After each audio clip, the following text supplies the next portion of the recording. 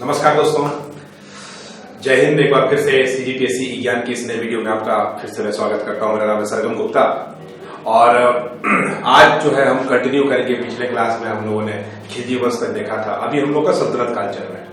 तो सल्तनत काल में खिलजी वंश तक हम लोगों ने पढ़ लिया था। खिलजी वंश का जो सबसे लास्ट जो शासक था उसके बारे में हमने देखा था। ठीक है, तो मुबारक खिलजी जो सबसे लास्ट शासक था उसकी 1320 ईस्वी में यहां आज हम लोग मुख्य रूप से पढ़ेंगे तुगलक वंश के बारे में।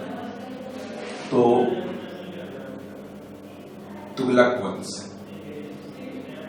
यह जो है दोस्तों, तुगलक वंश जो है वह सल्तनत काल में आता है और खिलजी वंश के बाद का यह समय है तुगलक वंश। तो 1320 में खुसरो खां जो था, जो कि खिलजी वंश के अधीन जो है एक काम किया करता था, उसका एक मतलब सेना के अधीन में काम किया करता था। तो जो 1320 में खुसरो खां था उसने मुबारक खिलजी की हत्या कर दी, क्योंकि मुबारक खिलजी जो है वह एक मतलब अच्छा शासक नहीं था खुद को, हालांकि उसने खलीफा घोषित किया हुआ था। लेकिन 1320 का जो समय है दोस्तों, 1320 में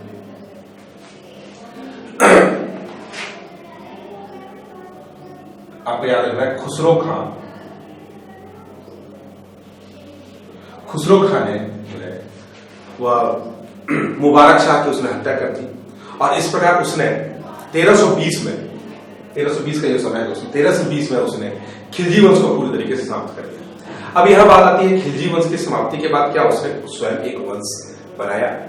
तो जी नहीं दोस्तों, वह स्वयं कोई वंश बना नहीं पाया। 1320 में ऐसा एक्सपेक्ट किया जाता था कि वो एक नया वंश बना, लेकिन ऐसा हो नहीं सका। और उसके बाद जो है अलाउद्दीन खिलजी का एक सेनापति हुआ करता था उस जमाने में, जिसका नाम था गाजी मलिक।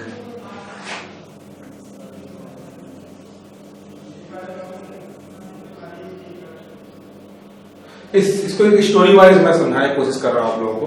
ठीक है, क्रम से आपको बताने की कोशिश कर रहा हूं ताकि आप सल्तनत काल को अच्छे से समझ जाएं। और जहां भी जरूरत पड़े शॉर्टकट की तो मैं शॉर्टकट भी आपको बताऊंगा, कुछ अच्छे ट्रिक्स भी बताऊंगा। ठीक है, जैसे पिछले वीडियो में आपको बताया था। तो गाजी मलिक जो कि अलाउद्दीन खिलजी का वो सेनापति था, उसने खुसरो खां की हत्या कर दी और 1320 में गाजी मलिक ने तुगलक वंश की स्थापना की वहां पे, तुगलक वंश का।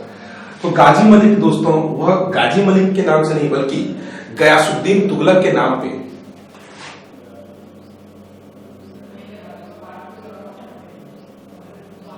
गयासुद्दीन तुगलक के नाम पे वह दिल्ली में बैठता है। ठीक है, तो गाजी मलिक ही गयासुद्दीन तुगलक है और गयासुद्दीन तुगलक के नाम पर 1320 ईस्वी में उसे तुगलक वंश की स्थापना जो है वह की। तो यहां तक आप लोगों को क्लियर है? ठीक है, तो और कौन था ये गाजी मलिक या फिर ये गयासुद्दीन तुगलक कौन था, यदि क्वेश्चन पूछा जाए तो वह कोई और नहीं बल्कि अलाउद्दीन खिलजी जो था उसका सेनापति हुआ करता था। ठीक है दोस्तों, तो कोई भी जब आप मुस्लिम शासकों की बात करेंगे तो सबसे प्रमुख उनके नाम आते हैं, उनकी उपाधियां आती हैं, उनके कार्यों के बारे में पूछा जाता है। तो अब उनके कार्यों के बारे में देखते हैं वन बाय वन। तो ज्यादातर मुख्य रूप से 3 शासक मैं आपको इसमें बताऊंगा। सबसे पहले जैसे गयासुद्दीन तुगलक, फिर मोहम्मद बिन तुगलक, ठीक है, जिसको चूना खां बोलते हैं, उसके बाद फिरोज तुगलक दोस्तों, और उसके बाद लास्ट में आता है नसरुद्दीन महमूद तुगलक। तो कुल मिलाकर ऐसे 4 शासक हैं। 4 शासकों के बारे में बताऊंगा जो तुगलक वंश में उन्होंने शासन किया था। वन बाय वन अपन देखते हैं। तो अभी हम लोग देख रहे हैं गयासुद्दीन तुगलक के बारे में। ठीक, तो गयासुद्दीन तुगलक के प्रमुख कार्यों को देखते हैं अभी। तो यहां मैं उनके कार्यों के बारे में लिखता हूं। सबसे पहला कार्य दोस्तों, गयासुद्दीन तुगलक का सबसे पहला कार्य क्या था? तो दोस्तों, अलाउद्दीन खिलजी के काम, जब अलाउद्दीन खिलजी शासन कर रहा था हिंद पे, तो उस समय उसने 4 अध्यादेश जो है जारी किए थे। सबसे पहला जो अध्यादेश था दोस्तों, वह उसने शराबबंदी करवा दी थी दोस्तों। उसके अतिरिक्त उसने अमीरों से मेल जुलाप जो है उसने बंद कर दिए थे। उसने मूल्य नियंत्रण की प्रणाली लाई थी, है ना। तो उसमें से एक जो काम उसने किया था कि अमीरों को जो भूमि दी जाती थी, जो जागीरें अलग अलग ब्राह्मणों को जो इनाम भूमियां दी जाती थी, इनाम भूमियां तो उसको बोलते हैं या वक्फ बोलते हैं उसको दोस्तों, है ना, या फिर मिल्क बोलते हैं उसको। तो मिल्क, वक्फ या इनाम भूमि बोला जाता है।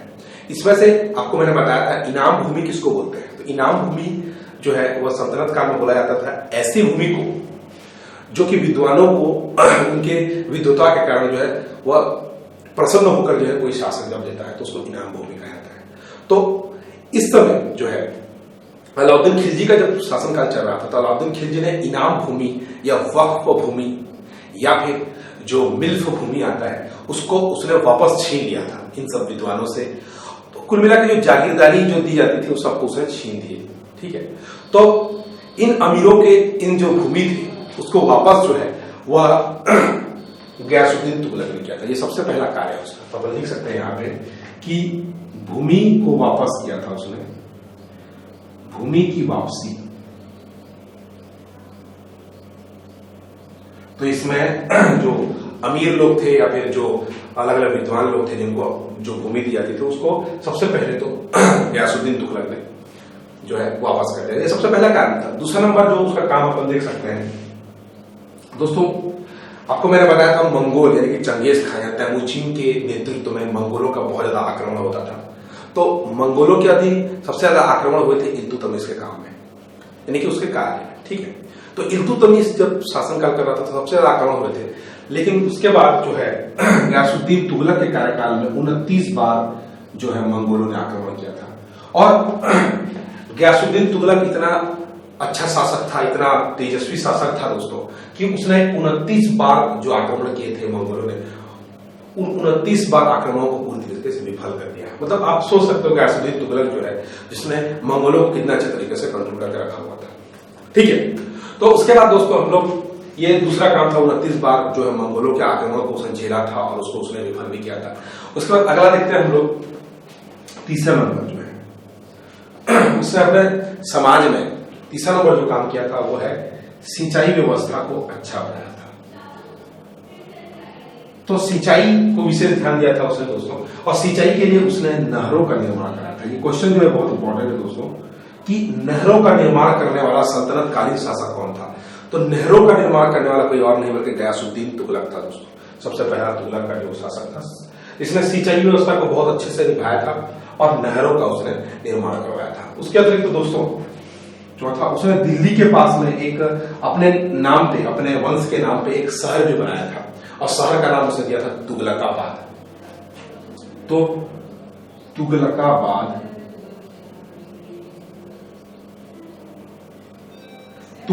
को किसने बनाया था अगर क्वेश्चन तो गयासुद्दीन तुगलक ने तुगलकाबाद को बनाया था।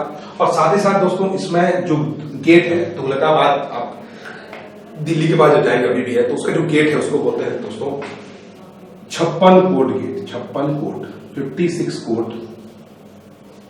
उसके दुर्ग यानी कि गेट को जो है 56 कोट गेट कहते हैं। तो ये आपको याद रखना है। तो ये प्रमुख जो हम लोग जो इंफॉर्मेशन जो गयासुद्दीन तुगलक के बारे में है। उसके बाद दोस्तों 1320 से लेकर 1325 तक उसने शासन किया। सिर्फ 5 साल गयासुद्दीन तुगलक ने शासन किया और शासन कर लेने के बाद 1325 में जूना खान ने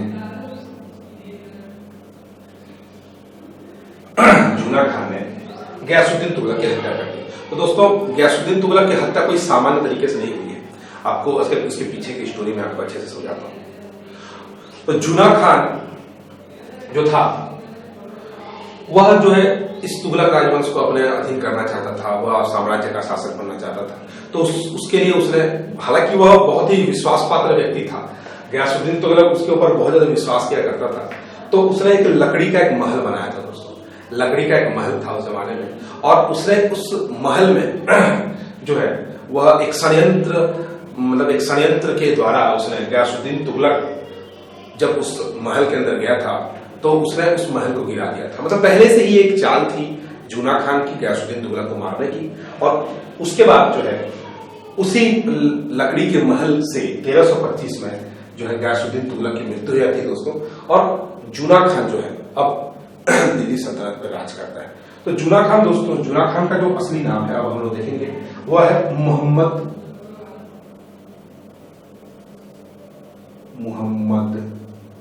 बिन तुगलक। ये दोस्तों ठीक है। तो वही है मोहम्मद बिन तुगलक जो है, जो कि जुना खान जो पहले था, वह मोहम्मद बिन तुगलक के नाम पे जो है 1325 ईस्वी में जो दिल्ली सल्तनत के राजगद्दी पर बैठता है उसको। और एक चीज जो है उसके बारे में बोली जाती है कि मतलब आप खुद समझ सकते हो, बहुत ही पागल किस्म का व्यक्ति था वो, पागल था, सनकी था, ठीक है। और इसके पागल और सनकी पने के कारण तो उसको एक खून चूसने वाला व्यक्ति उसको बोला जाता है, रक्त पिपासु बोला जाता था उसको, खून चूसने वाला व्यक्ति, रक्त चूसक, रक्त पिपासु, क्योंकि इन सब नामों से जो है वह मोहम्मद बिन तुगलक को जाना जाता है। हालांकि वो परम विद्वान भी समझा जाता है दोस्तों, बहुत ज्यादा विद्वान। तो एक जो कवि जिसके बारे में मैंने आपको बताया था, अमीर खुसरो, इसको भारत का तोता भी बोलते हैं या तूते हिंदी भी बोलते हैं दोस्तों। अमीर खुसरो जो था उसने क्या किया था, वह बलबन से लेकर दोस्तों, गयासुद्दीन बलबन जो था, बलबन से लेकर पूरा मोहम्मद बिन तुगलक तक उसने जो है वह राज दरबारी के रूप में, राज दरबारी कवि के रूप में उसने काम किया था। तो लास्ट में मोहम्मद बिन तुगलक के बारे में भी उसने कुछ इंफॉर्मेशन जो अमीर खुसरो ने लिखी हुई है, ठीक है। उसके बाद जो है मोहम्मद बिन तुगलक के बारे में ज्यादातर इंफॉर्मेशन जो है हम लोग को ये मतलब अमीर खुसरो से नहीं मिलती है, ठीक है दोस्तों। तो बाकी कुछ इंफॉर्मेशन मिलती है, जैसे हम लोग मोहम्मद बिन तुगलक जो है उसके कुछ मतलब कार्यों के बारे में देख लेते हैं। तो यहाँ तक जो है आपको बता चुका हूं मैं गयासुद्दीन तुगलक। उसके बाद हम लोग मोहम्मद बिन तुगलक के बारे में देखते हैं।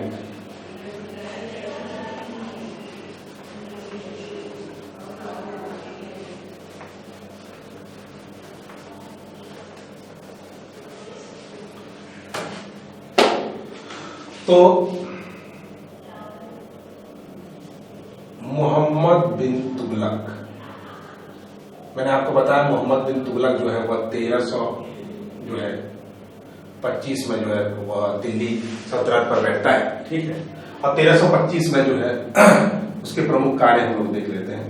तो सबसे पहला जो कार्य जो है, हालांकि वह बहुत ही पागल किस्म का व्यक्ति था, बहुत उसको लोग पागल बोलते थे, ठीक है, लेकिन उसने बहुत सारे अच्छे काम किए थे। तो मुख्य रूप से 3 या 4 ऐसे बातें जो आप लोगों को जो है वह मोहम्मद बिन तुगलक के बारे में जाननी पड़ेगी। वह सबसे पहला बात कि उसने कृषि विभाग को बहुत अच्छा बनाया था। कृषि विभाग में उसने अलग से कृषि विभाग उसने बनाया था, कृषि विभाग।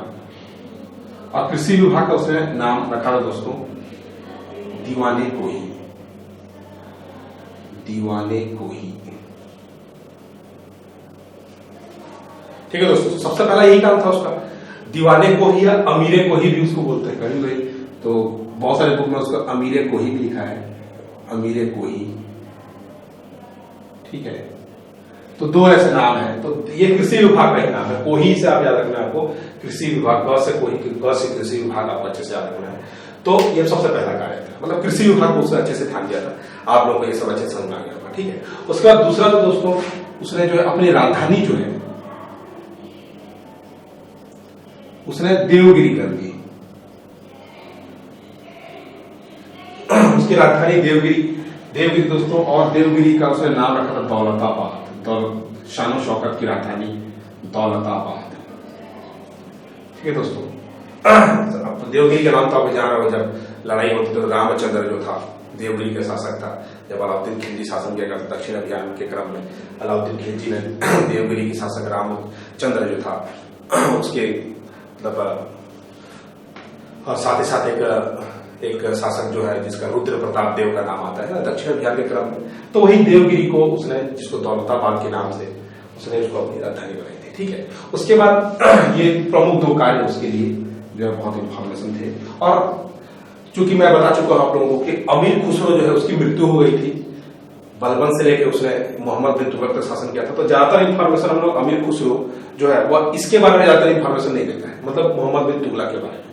तो अब इसका इंफॉर्मेशन हम लोग को कहां से मिलेगा, ये जो इंफॉर्मेशन है हम लोग को कहां से मिला आखिर, तो उसको हम लोग जानने के लिए हम लोग को पढ़ना पड़ेगा। एक बुक का नाम है रेहला, रेहला नाम का जो बुक है, और इसका जो रचयिता है दोस्तों वो है इब्न बतूता। इब्न बतूता नाम से थोड़ा अलग लग रहा है दोस्तों, ऐसा लग रहा है कि भारत का नहीं है। तो इब्न बतूता दोस्तों एक्चुअली में आया कहां था, तो रेहला में बहुत सारा इंफॉर्मेशन जो है उसके सैन्य व्यवस्था के बारे में, मोहम्मद बिन तुगलक के बारे में बहुत ज्यादा इंफॉर्मेशन हम लोग को रहला से मिल जाता है। तो रहला इब्न बतूता ने बनाया था और इब्न बतूता जो है वह मोरक्को का रहने वाला था, मोरक्को में रहता था। मोरक्को जो कि अफ्रीका में आता है, अफ्रीका में आता है मोरक्को। तो रहला इब्न बतूता जो है वही है। और दोस्तों कुल मिलाकर 1333 का उस समय था, 1333 में वह भारत आया था और उसको मोहम्मद बिन तुगलक ने दिल्ली का काजी बनाया था, काजी नियुक्त किया था उसको, दिल्ली का काजी बनाया था। और 1346 में जो है दोस्तों, 1346 नहीं दोस्तों 1342 अपन बोल सकते हैं उसको, 1342 में जो है उसको अपने राजदूत के तौर पर चीन भेजा था। 1342 में इब्न बतूता को चीन भेजा गया था, मोहम्मद बिन तुगलक ने चीन भेजा था, ठीक है। तो इसने अपने एक और चीज जो है तीसरा नंबर इब्न बतूता ने बताया है कृषि विभाग के बारे में, जिसको अमीरे को ही या दीवाने को ही बोलते थे। राजधानी देवगिरी जो है वो बताया गया है। साथ ही साथ बताया गया है कि डाक व्यवस्था बहुत ही फेमस थी उस जमाने में। तो मोहम्मद बिन तुगलक ने जो है डाक व्यवस्था यहाँ अपनाई हुई थी। डाक व्यवस्था के कारण भी मोहम्मद बिन तुगलक का नाम जो है बहुत ज्यादा आता है। उसके बाद दोस्तों बाद में 1391 का जो समय है, 1391 में मोहम्मद बिन तुगलक की मृत्यु हो जाती है। और यह उसके बाद जो है उसका जो अंदर में आता था फिरोज तुगलक जो है यहाँ का शासक बनता है, ठीक है। उसका पुत्र था ये तो बताया नहीं गया है, ठीक है। लेकिन मोहम्मद बिन तुगलक के बाद दोस्तों फिरोज तुगलक जो आता है, तो फिरोज तुगलक के बारे में इंफॉर्मेशन देखते हैं नेक्स्ट। बाकी 1391 में जब मोहम्मद बिन तुगलक शासन कर रहा था देवगिरी पे, तो उस समय दो राजवंश जो है जिसके बारे में आपको मैं बाद में बताऊंगा अच्छे से।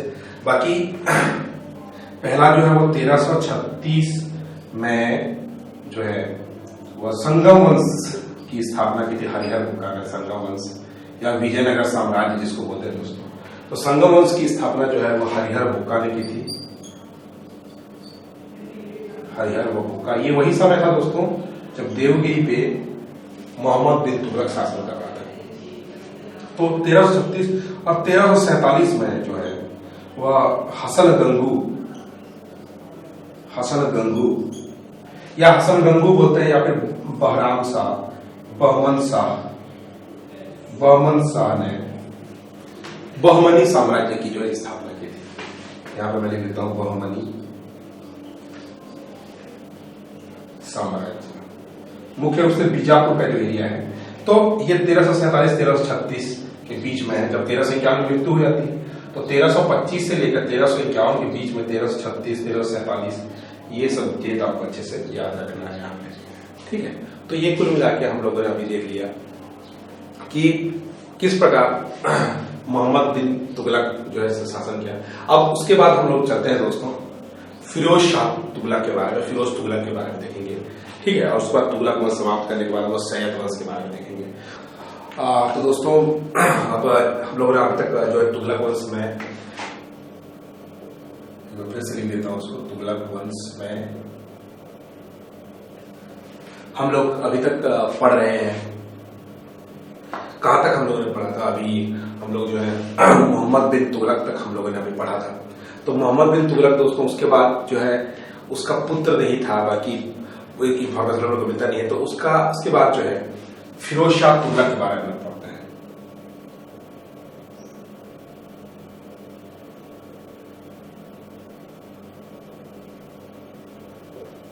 फिरोज शाह तुगलक दोस्तों, तो फिरोज शाह तुगलक के बारे में बहुत ज्यादा इंफॉर्मेशन हम लोग को है। हालांकि ये इंफॉर्मेशन जो हम लोग को मिले हैं वह फिरोज शाह तुगलक के काल में कोई विशेष विद्वान या अलग से कोई कवि नहीं था जिसने फिरोज शाह तुगलक के बारे में लिखा है, बल्कि फिरोज शाह तुगलक ने खुद अपने शासन व्यवस्था के बारे में बहुत ही विस्तार से बताया है अपनी आत्मकथा में। और उसकी इस आत्मकथा को बोलते हैं फतुहाते फिरोज शाही। मैं लिख देता हूं, आप लोग अच्छे समझ जाएगा। नाम है फतुहात ए फिरोज शाही। तो ये जो उसने आत्मकथा लिखी है, उस आत्मकथा में ही दोस्तों सारे इंफॉर्मेशन जो है वो फिरोज शाह तुगलक से रिलेटेड जितने भी इंफॉर्मेशन है हम लोगों को इस फतुहाते फिरोज शाही से मिलती है। और ये इंफॉर्मेशन जो ये क्वेश्चन जो पूछा जा सकता है कि फतुहाते फिरोज शाही जो है वह कौन से शासक की आत्मकथा है। ठीक है दोस्तों, तो उसमें सबसे प्रमुख कार्यों के बारे में बताया है फिरोज शाह तुगलक ने कौन कौन से प्रमुख कार्य किए। तो 1 बाय 1 कुल मिलाकर बहुत सारे कार्य उसने किए हैं। तो एक एक करके हम लोग उन कार्यों के बारे में विस्तार से चर्चा करते हैं। सबसे पहला जो कार्य है दोस्तों वह है कि उस समय जब मोहम्मद बिन तुगलक जो शासनकाल किया करता था तो उस समय 24 अलग अलग प्रकार के कर थे। ठीक है, 24 कर, जिसमें उन करों के बारे में मैंने आपको बताया, जैसे विवाह पर कर लगाया जाता था। ठीक है, बहुत सारे अलग कि मतलब फिरोज शाह तुगलक के कार्यों के बारे में हम लोग देख रहे हैं। तो फिरोज शाह तुगलक जो है उसकी जितने भी मतलब क्रियाकलाप है, उसने जो भी चीज लिखा है, तो सबसे पहला उसने जो कार्य किया है कि उस जमाने में मतलब उसके पहले जो मोहम्मद शाह तुगलक के काल में बहुत सारे कर लगाए जाते थे। तो कुल मिला के ऐसे 24 कर थे। तो उन 24 करों को हटाकर उसने जो है वर्सेस 4 कर लगा दिए। ठीक है दोस्तों, तो इन 4 करों के बारे में मैं आपको इसके पहले क्लास में बता चुका हूं, फिर भी एक बार बता देता हूं आप लोगों को कि सबसे पहला जो कर उसने लगाया था, एक तो खुम्स पे लगाते थे। खुम्स यानी कि मैंने बताया था आपको कि खुम्स माने लूट का जो धन था, या कहीं पे सोना किसी को मिल गया, गड़ा हुआ सोना किसी को मिल गया, तो खुम्स जो है वो एक कर था। खुम्स का जो है और 3/4 जो है देना पड़ता था। आपको जितना भी धन मिलेगा उसका 3/4 आपको देना ही पड़ेगा। ठीक, खुम्स तो था ही। उसके अलावा दोस्तों एक था खराज। खराज जो है वह एक भूमि कर था। भूमि कर जो फिर सिर्फ हिंदुओं पे लगता था। ठीक है, उसी प्रकार तीसरा जो है वह है उस्र, जो कि यह भी भूमि कर ही है लेकिन यह मुसलमानों पे लगता है। मुस्लिम जो है मुस्लिमों पे लगता था। अगला जो है एक था जकात। दोस्तों जकात जो है वह लगता था मतलब मुसलमानों पे धर्म कर। ठीक है,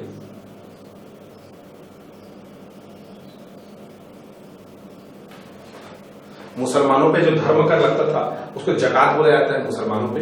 और एक और कर जो है दोस्तों, मुख्य रूप से 4 कर लगाते थे, लेकिन उस जमाने में एक और जो है कर, 5वां कर के बारे में पता, जजिया। जजिया कर भी बहुत ही फेमस था उसमें। जजिया कर जो कि गैर मुसलमानों पे लगता था। गैर मुस्लिम जो थे मतलब हिंदू और भी जैन जो भी व्यक्ति जो थे उनपे जो धर्म के नाम पे जो कर ले जाता था वो जजिया। तो ये पहला कार्य था उसका कि 4 जो है उसने कर लगाए थे। दूसरा जो है दोस्तों कि फिरोज शाह तुगलक वह एकमात्र ऐसा शासक था जो कि ब्राह्मणों से जो है और जजिया कर लेना शुरू किया था। ब्राह्मणों से कोई भी शासक जजिया कर नहीं लेता था। ये पहला ऐसा शासक था जिसने जजिया कर लिया था। तो यहाँ पे जजिया कर ब्राह्मणों से, इसको आप नोट कर लीजिए कि जजिया कर जो है ब्राह्मणों से वो लेता था। ये दूसरा इंफॉर्मेशन है उसका। तीसरा जो है बहुत सारे कार्य उसने किए। तीसरा कार्य जो है वो कि इसमें भी सिंचाई कर के लिए अलग से सिंचाई विभाग के लिए सिंचाई कर जो है उसने लिया हुआ था। सिंचाई कर दोस्तों इसका मतलब है कि जो भी मतलब खेती जितने भी होगी, खेती का जितना भी आपको मुनाफा मिलेगा, उस खेती और मुनाफे का 1/10 आपको जो है सिंचाई कर के रूप में आपको देना पड़ेगा। सिंचाई की जो व्यवस्था फिरोज शाह तुगलक ने अच्छे से की थी और 1/10 भाग सिंचाई कर के रूप में वो लेता था। चौथा, उसने प्रमुख शहरों को भी बनाया है। बहुत सारे शहर हैं जैसे कि हिसार है, कुछ प्रमुख शहर जिसने बता रहा हूं आपको। हिसार शहर किसने बनाया था? फिरोज शाह तुगलक ने बनाया था। फिरोजाबाद, फिरोजाबाद फिरोज शाह के नाम पे फिरोजाबाद जो है वो बनाया है फिरोज शाह ने।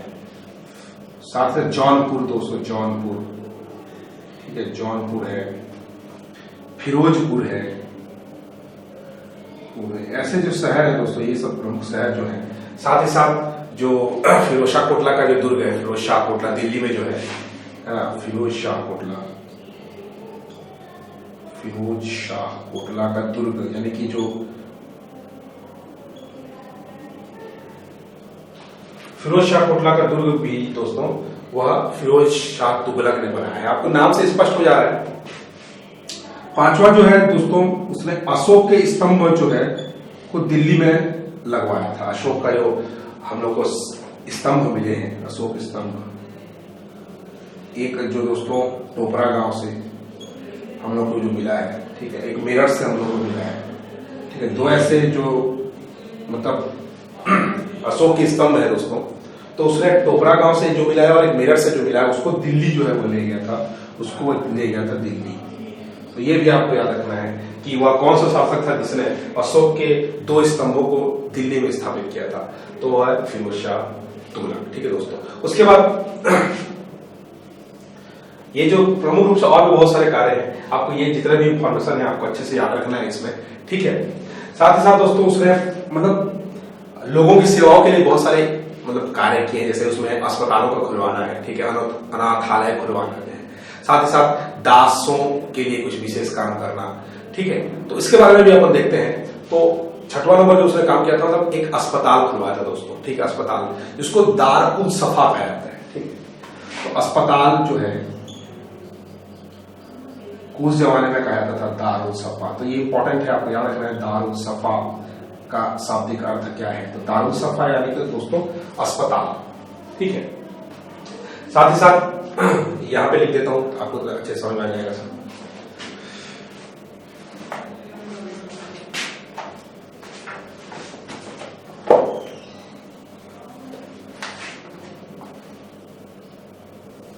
साथ ही साथ जो है ये छठवां है, छठवां के बाद शायद तो सातवां दिखाई दे रहा है, सातवां यही लिख देता हूं मैं आपको।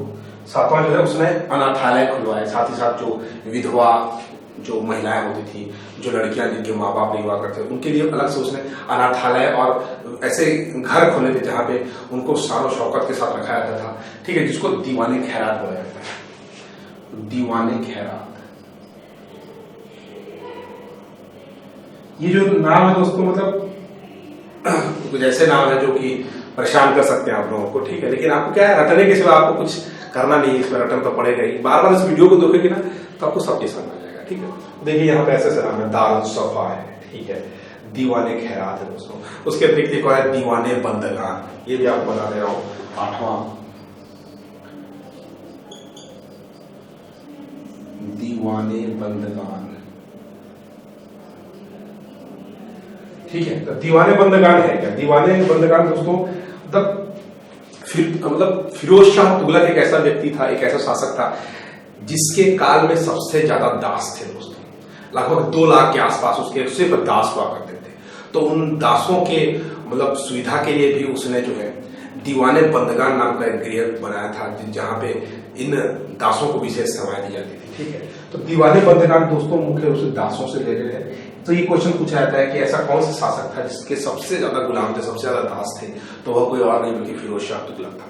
तो ये जो है प्रमुख इंफॉर्मेशन, 8 इंफॉर्मेशन जो आपको बताया, उसके अतिरिक्त कुछ प्रमुख कार्य भी मैंने आपको बताया। साथ ही साथ यहाँ पे उस जमाने के कुछ सिक्कों के बारे में भी चर्चा कर लेते हैं। सिक्के जो है मुख्य रूप से फिरोज शाह तुगलक जो है एक चांदी के सिक्के चलाता था दोस्तों, ठीक है, एक चांदी के सिक्के और एक तांबे का सिक्का, ठीक है। तो इसमें चांदी का जो सिक्का था दोस्तों उसको अद्धा बोलते थे, अद्धा आधा, जैसे आपको याद रखना है, अद्धा आधा ऐसे ही लगता है, आपको रटना है आपको इसको। फिर दूसरा जो है वो है तांबा। तांबा जो था एक चांदी अद्धा, जैसे अपन एक पड़ बोलते थे, चांदी को पड़ बोलते थे एक जमाने में, ठीक है। तो उसी प्रकार यहाँ चांदी को अद्धा बोलते हैं दोस्तों, ठीक है। उसके पहले के काल में जब अलाउद्दीन खिलजी था तो ससबनी, ठीक है, ससबनी जैसे एक नाम था, ऐसे अलग अलग नाम है, अलग अलग काल में अलग अलग नाम सिक्कों के। तो तांबे के सिक्कों को विख बोलते हैं, विख, विख और अद्धा वहां पे चलता था उस जमाने में, बहुत ज्यादा इससे चला करता था। तो ये प्रमुख जो इंफॉर्मेशन जो है वो फिरोज शाह तुगलक, इससे ज्यादा जो है शायद ही मतलब ऑब्जेक्टिव क्वेश्चंस पर पूछे जाते हैं, नहीं पूछे जाते इससे ज्यादा जितना भी इंफॉर्मेशन है सब मैंने आपको बता दी है। यहाँ पे आपको अच्छे से इस वीडियो को देखना, अच्छे से समझना है इसको। तो 1300 मतलब जब वो 1351 में और यहाँ पे राजगद्दी पर बैठता है, उसके बाद 1388 में दोस्तों 1388 में उसकी मृत्यु हो जाती है। 1388 में उसकी मृत्यु हो जाती है और इसकी मृत्यु के पश्चात सबसे जो लास्ट शासक था वह था नसरुद्दीन महमूद तुगलक। ये नाम आपको थोड़ा जाना पहचान लग रहा होगा। खिलजी मतलब गुलाम वंश में भी एक नसरुद्दीन महमूद था दोस्तों, नसरुद्दीन महमूद, ठीक है। तो उसी प्रकार यहाँ पे नसरुद्दीन महमूद तुगलक जो आपको याद रखना है, जो कि 1388 ईस्वी में इसकी मृत्यु के बाद जो है वह शासन संभालता है। और उसी के शासनकाल के 10 साल के बाद यानी कि 1398 में जो है 1398 में तैमूर लंग जो है उसने यहाँ पे आक्रमण किया।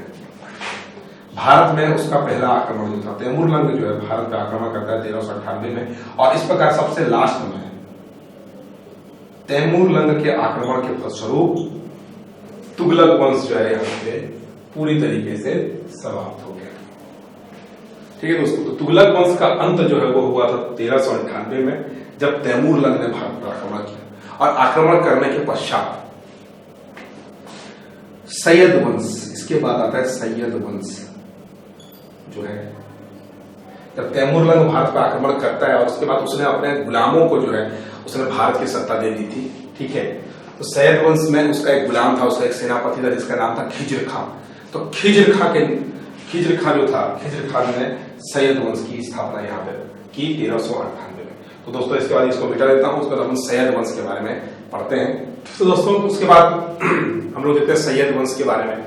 तुगलक वंश की समाप्ति, अब जैसे मैंने बताया आपको, खिज्र खां जो था वो खिज्र खां ने 1398 में, खिज्र खां मतलब जो कि किसका सेनापति था, अगर क्वेश्चन पूछा जाए तो वो है तैमूर लंग का सेनापति था। तैमूर लंग जो था, तैमूर लंग उसने भारत पर आक्रमण किए। और भारत पर आक्रमण करने के क्रम में उसने जितने भी यहाँ पे प्रदेश जीते, उस सारे प्रदेशों को उसने अपने सेनापति को बांट दिया। तो उसमें दो मुख्य प्रदेश जो कि लाहौर और एक दूसरा जो लाहौर के अलावा एक मुल्तान, तो लाहौर और मुल्तान को दोस्तों उसने जो है वो खिज्र खां को दे दिया। तो 1398 का वो समय था जब खिज्र खां ने सैयद वंश की स्थापना की।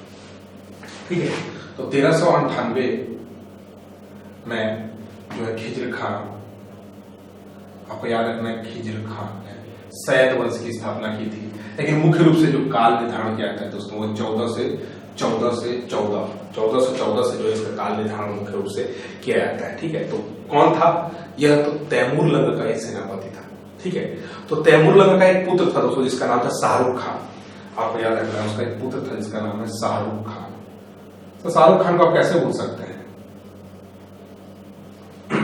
ये नाम का आपको अच्छे से याद होना चाहिए। शाहरुख खान हमारे प्रमुख एक्टर हैं। ठीक है, तो शाहरुख खान आपको याद रखना है जो कि तैमूर लंग का पुत्र था। तो खिज्र खां जो है वह शाहरुख खान को जो है कर दिया करता था और उसके बदले में वो यहाँ का शासक तो था, लेकिन वो इनडायरेक्टली जो है वो यहाँ से प्राप्त किए गए धन को एक कर के रूप में जो है वह शाहरुख खान को दिया करता था। ठीक है, समझ में आया? ठीक है, तो इस प्रकार 1414 से लेकर 1421 में जो है वह खिज्र खां की मृत्यु हो जाती है। और मृत्यु होने के बाद इसका जो पुत्र है शाहरुख खान, मतलब यहाँ पे आपको याद रखना है खिज्र खां 1398 में जो है आता है तैमूर लंग के बाद। 1414 में इसके शासनकाल स्टार्ट समझा जाता है, सैयद वंश की स्थापना समझी जाती है। और उसके बाद शाहरुख खान को जो है वो कर दिया करता था। और दो प्रमुख शासक मतलब राज्य मुल्तान और दूसरा जो है वो है लाहौर जो है वो इसके अंडर में जो है हमेशा रहते थे। ठीक है, तो जब सैयद वंश के संस्थापक यानी कि खिज्र खां जो खुद को रैयत आला बोलता था, यहाँ पे एक चीज आपको याद रखना है, खिज्र खां कभी भी सुल्तान नहीं था। सुल्तान तो वो होता है दोस्तों जो कि शासन का सबसे प्रमुख होता है। तो कभी भी हम नहीं बोल सकते हैं कि ये जो है मतलब एक सुल्तान था। खिज्र का कोई सुल्तान नहीं था, बल्कि वह खुद को एक उपाधि दिया करता था, वो था रैयत आला। ठीक है दोस्तों, तो रैयत आला बोला करता था खुद को।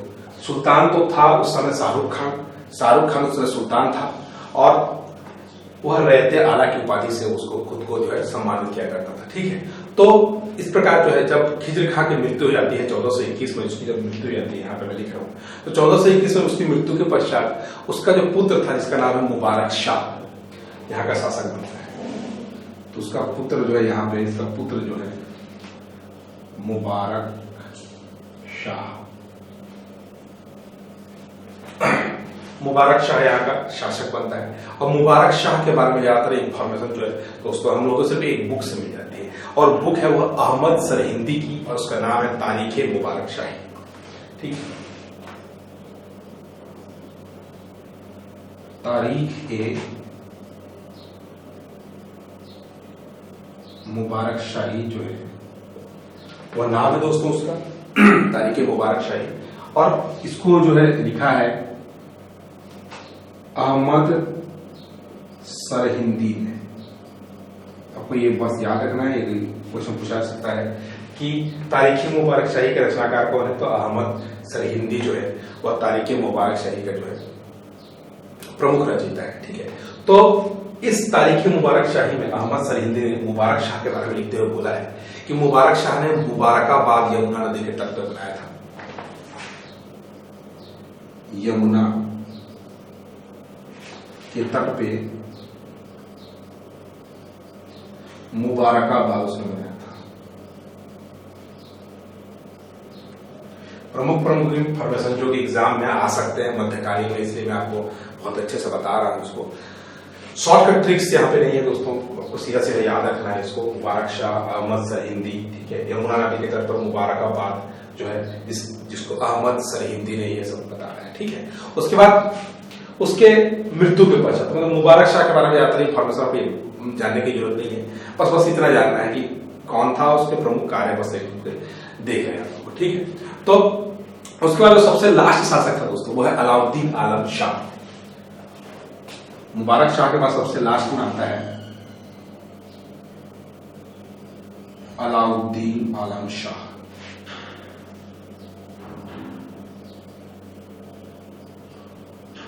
ये सबसे लास्ट शासक था जो कि सैयद वंश का था। तो सैयद वंश में प्रमुख शासक तो है एक खिजर खान, उसके मृत्यु के पश्चात जो है मुबारक शाह के बाद आता है सीधा अलाउद्दीन आलम शाह। कुल मिलाकर 3 ऐसे शासकों के नाम आपको याद रखने हैं अच्छे से। ठीक है, तो कुछ चीजें जो मैंने आपको नहीं बताई थी उसके अलावा मैं बता देना चाहूंगा कि इसे दोस्तों जो खुम्स जो है, खुम्स या फिर चलिए उसको बाद में बता दूंगा तभी चल जाएगा। ठीक है, इसमें बस बाद में जब व्यवस्था बताऊंगा तो जो मैं बताने जा रहा हूँ उस लास्ट में बता दूंगा। ठीक है, उसमें आपको अच्छे से ये बात समझ आएगी। सैयद वंश यहाँ पे समाप्त हो जाता है दोस्तों। अब सैयद वंश के बाद आता है लोधी वंश। तो लोधी वंश के बारे में हम देखते हैं, इसको बिठा देता हूं मैं।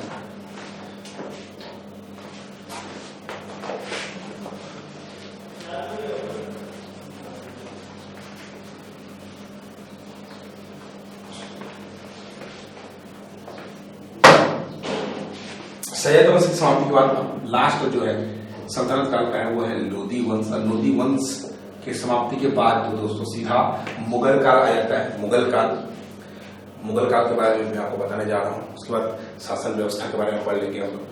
तो लोधी वंश दोस्तों जब अलाउद्दीन आलम शाह की मृत्यु हो जाती है तो सबसे लास्ट में जो है पहले अफगान शासन की स्थापना 1491 में करता है बहलोल लोधी।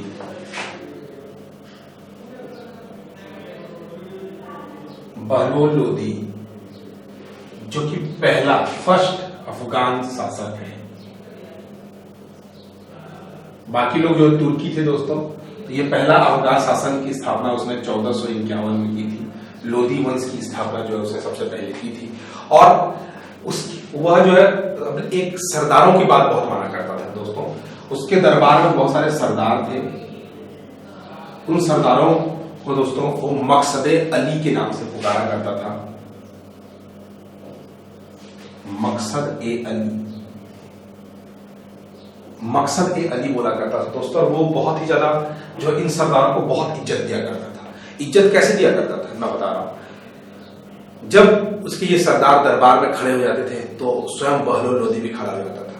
तो आप खुद समझ सकते हैं कि कितना मतलब वो आदर संस्कार दिया करता था इन सरदारों का। और इन सरदार की मतलब कितने मतलब महत्ता थी उसके दरबार में, आप इस तरह चीजों को समझ सकते हो। तो बहलोल लोधी के बाद दोस्तों उसका जो पुत्र था जिसका नाम था निजाम खान। निजाम खान इसका नाम आप लोगों ने नहीं सुना होगा, लेकिन उसका एक दूसरा नाम आप लोगों ने सुना होगा, इसका नाम है सिकंदर लोधी। तो निजाम खान सिकंदर लोधी है।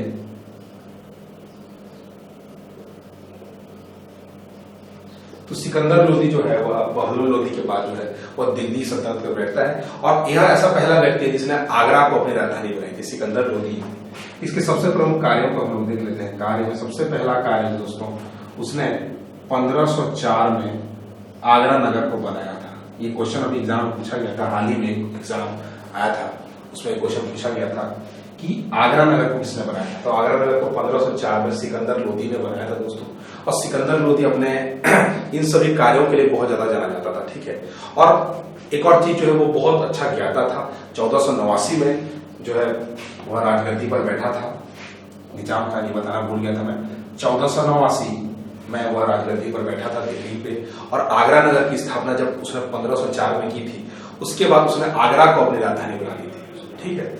दूसरा जो प्रमुख कार्य उसके बारे में हम लोग देखते हैं कि वह एक बहुत अच्छा कवि था। और वह कवि जो है वो फारसी भाषा में लिखा करता था, फारसी का बहुत अच्छा कवि था। और जब भी वह अपनी एक कविता बनाता था फारसी में, तो वह उसमें सिकंदर लोदी नहीं लिखता था, या फिर उसने निजाम खां कभी नहीं लिखा उसमें, बल्कि एक उपनाम जो है उसने अपना दिया हुआ था एक कवि के रूप में। मतलब एक सीक्रेट नाम था, उसका नाम था गुलरुखी। तो गुलरुखी के नाम से वह कविताएं लिखा करता था। कोई नहीं जानता था कि गुलरुखी कौन है, बाकी गुलरुखी के नाम से जो है वह नाम लिख देता हम लोगों को, गुलरुखी। तो गुलरुखी जो है किसका नाम है अगर पूछा जाए तो सीधा आपका आंसर देना है उसका, सिकंदर लोदी। सिकंदर लोदी जो है, उसके अतिरिक्त दोस्तों ये बहुत ही क्रूर किस्म का व्यक्ति भी अपन इसको बोल सकते हैं। सिर्फ अपने धर्म के ही बारे में ये सोचता था, उसकी किसी भी धर्म की मतलब किसी प्रकार की इज्जत नहीं देता था वो। क्योंकि दोस्तों उसने नगरकोट में जो ज्वालामुखी मंदिर था, ज्वालामुखी मंदिर, तो जो ज्वालामुखी मंदिर था दोस्तों, तो ज्वालामुखी मंदिर को उसने तुड़वाया था।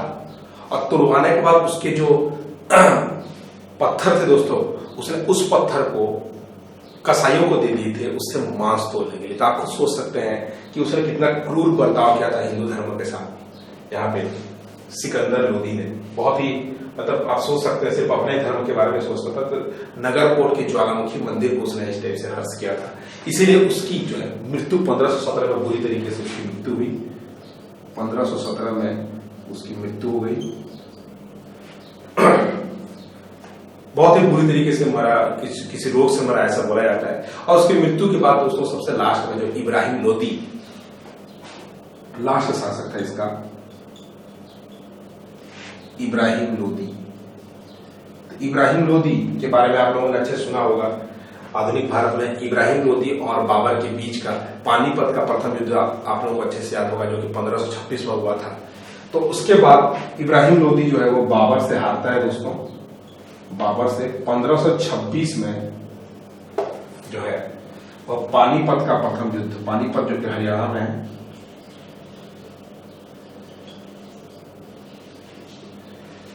पानीपत का फर्स्ट वॉर ऑफ पानीपत जो है हुआ था पानीपत में, जो कि हरियाणा में है।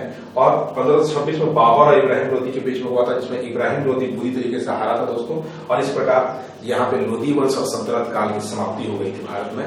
और भारत में मुगलों की सत्ता सबसे पहले जो स्थापित हुई थी वो थी पानीपत के प्रथम युद्ध के बाद। तो इस प्रकार दोस्तों, इस प्रकार लोदी वंश की समाप्ति हो गई। लास्ट में हम लोग इस वीडियो के एंडिंग पे आते हैं और कुछ उस काल के शासन व्यवस्था, सैनिक व्यवस्था के बारे में कुछ पढ़ते हैं। तो यहां तक आप लोगों को अच्छे से याद हो गया होगा कि मैंने जो भी बताया अभी तक, खिलजी के बाद जो है सैयद बताया, और सैयद के बाद जो है मैंने आपको बताया लोदी वंश के बारे में। तो इसको मैं मिटा देता हूं दोस्तों, ताकि मैं कुछ शासन व्यवस्था के बारे में आपको कुछ अच्छे से बता सकूं।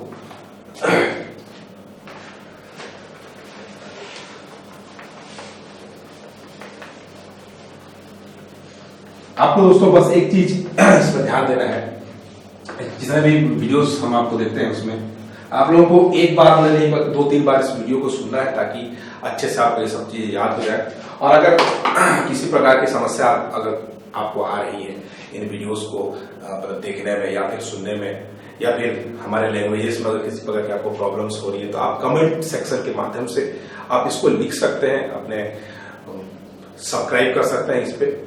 सबसे लास्ट में दोस्तों हम लोग देखते हैं कुछ शासन व्यवस्था के बारे में, इन सल्तनत काल की शासन व्यवस्था। मैं इस सल्तनत लिख देता हूं यहाँ पे, सल्तनत शासन व्यवस्था।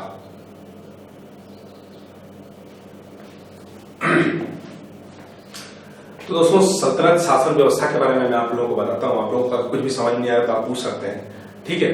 तो सबसे लास्ट में अपन देखते हैं कि ये जो शासन व्यवस्था है वो कैसे चलती थी सल्तनत काल में। तो दोस्तों उस समय मुसलमान शासन व्यवस्था मुख्य रूप से 3 चीजों से चलती थी। पहला है हदीस के नियमों से, हदीस नियम, आज भी ये सब नियम मुसलमानों में चलती है।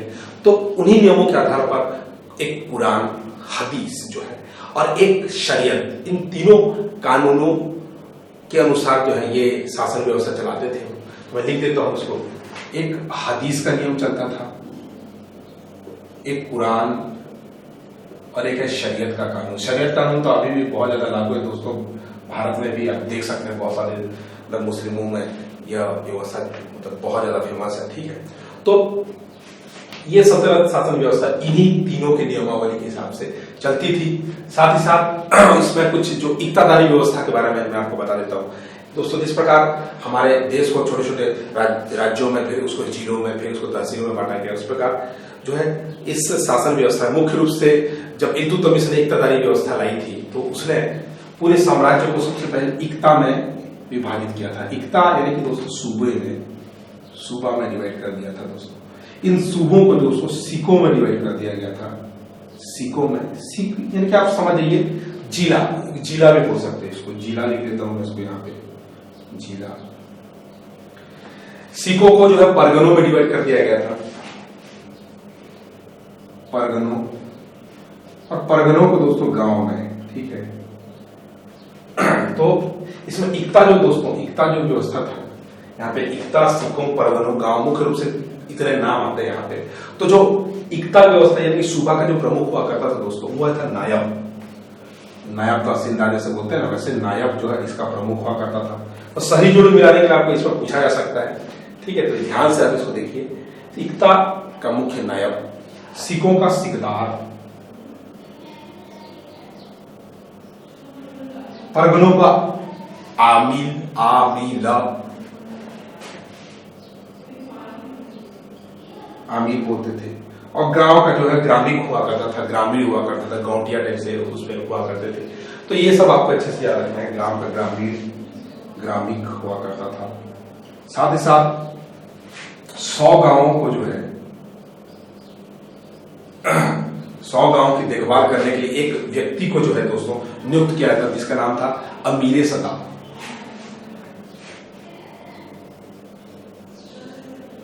अमीर सदा मतलब हमेशा अमीर, ऐसे याद रखिए आप, हमेशा अमीर। 100 गांव की रक्षा करने वाला, आप सोच सकते कितना अमीर होगा, तो हमेशा अमीर रहता था वो, तो अमीर सदा बोला जाता था। तो ये आपको सही जोड़ी मिलाओ, इस टाइप से क्वेश्चन पूछे जा सकते हैं कोई भी एग्जाम में, आपको अच्छे से याद रखना है। साथ ही साथ अलाउद्दीन खिलजी ने जो स्थायी सेना रखी थी, स्थायी सेना सबसे पहले किसने रखी थी, तो वो है स्थायी सेना। तो अलाउद्दीन खिलजी ने सबसे पहले स्थायी सेना रखी थी, और अपनी स्थायी सेना को उसने खास खेल, खास खेल नाम दिया था। खास खेल नाम है, ये क्वेश्चन पूछा जा सकता है दोस्तों। जो इक्तादारी व्यवस्था है उसको इल्तुतमिश से शुरू किया था, और अलाउद्दीन खिलजी ने जो है,